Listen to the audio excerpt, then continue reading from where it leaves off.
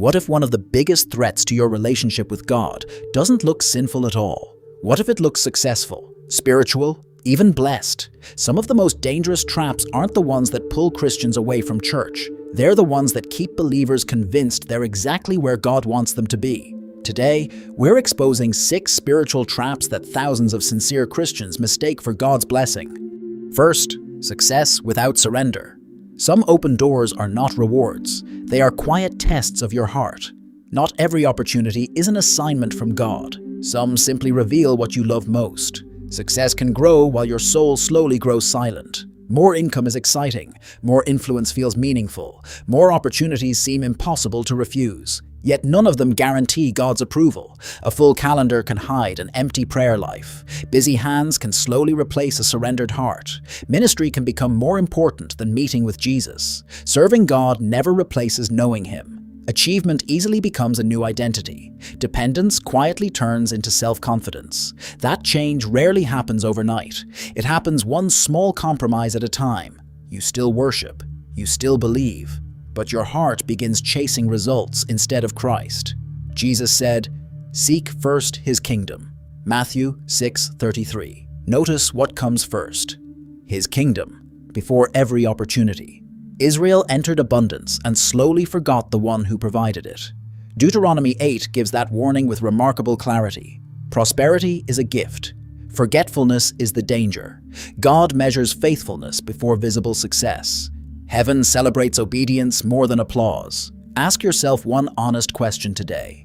If every blessing disappeared tomorrow, would Jesus still be enough for you? That answer reveals your true treasure. Never let success become your savior.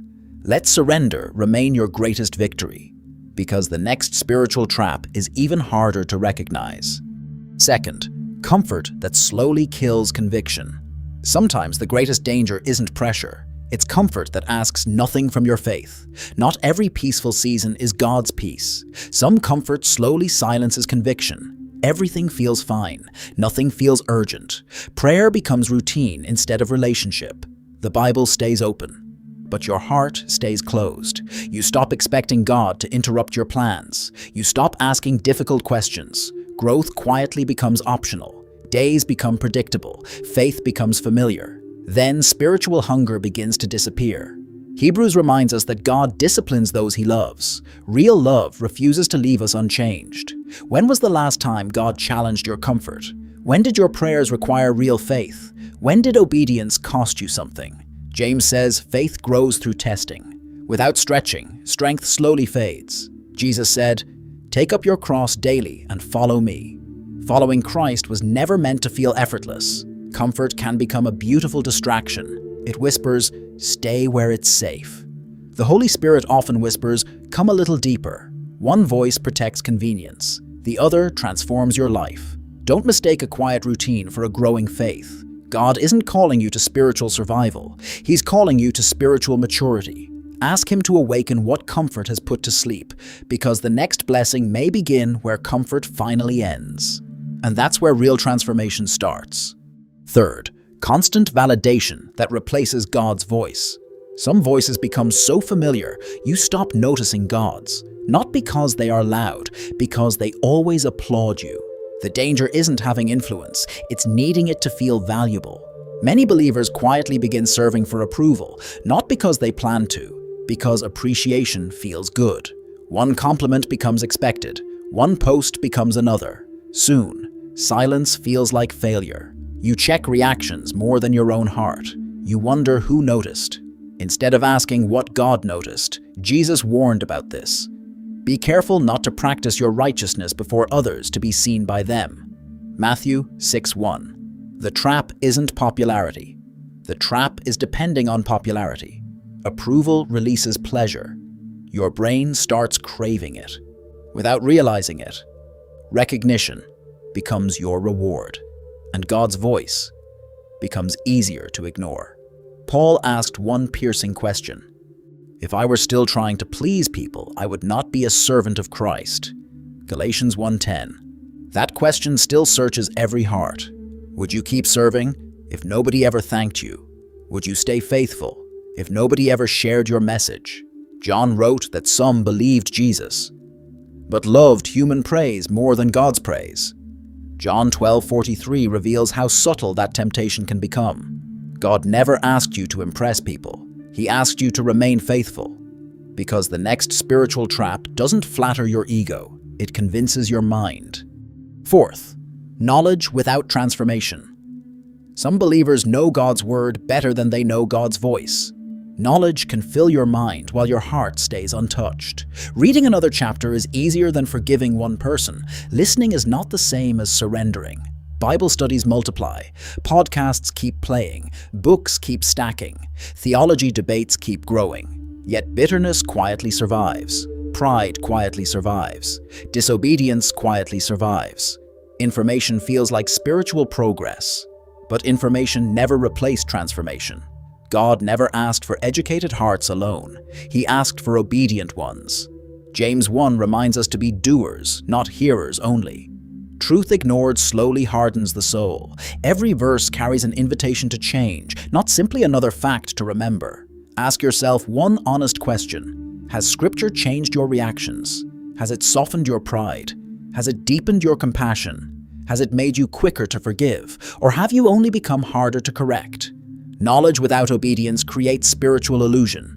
You begin measuring maturity by what you know, instead of who you are becoming. Even love can disappear behind perfect theology. As 1 Corinthians 8 says, knowledge puffs up, but love builds up. Jesus warned that hearing without doing builds on sand. Matthew 7 leaves no room for excuses. God is shaping character, not collecting experts. Every truth demands a response. Choose transformation before information. The next trap looks holy, but quietly feeds spiritual pride. Fifth, serving God while secretly building yourself. Not every servant is building God's kingdom. Some are quietly building themselves. That is the danger almost nobody notices. Serving can hide a hungry heart.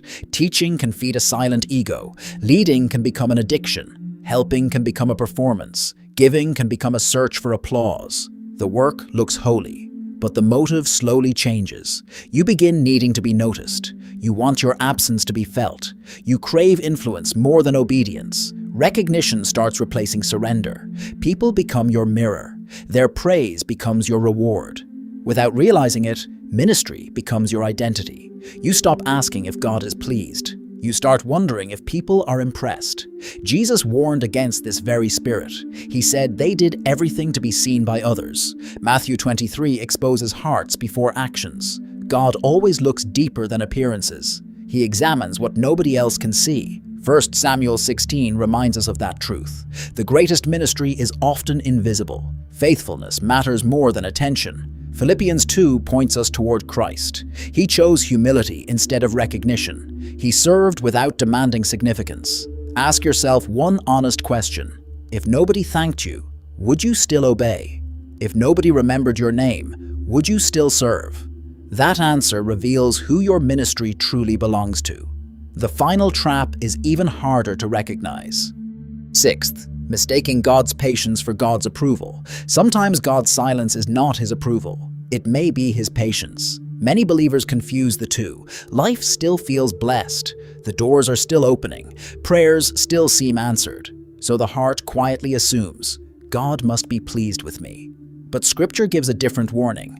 God's patience is an invitation, not a confirmation. Romans 2:4 reminds us that God's kindness leads us to repentance. His mercy creates space to return, space to listen, not space to drift. That is the hidden trap. Nothing feels wrong. Yet your heart slowly grows quieter toward God. You stop asking hard questions. You stop welcoming conviction. You settle for comfort instead of surrender. Even success can hide spiritual distance. God may delay correction, because He loves before He disciplines.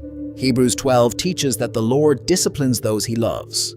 So don't mistake delayed discipline for divine approval. Ask yourself one honest question.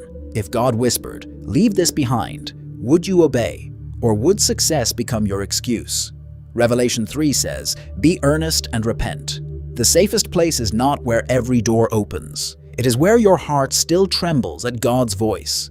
Pray for discernment before opportunity. because obedience will always protect what success never can.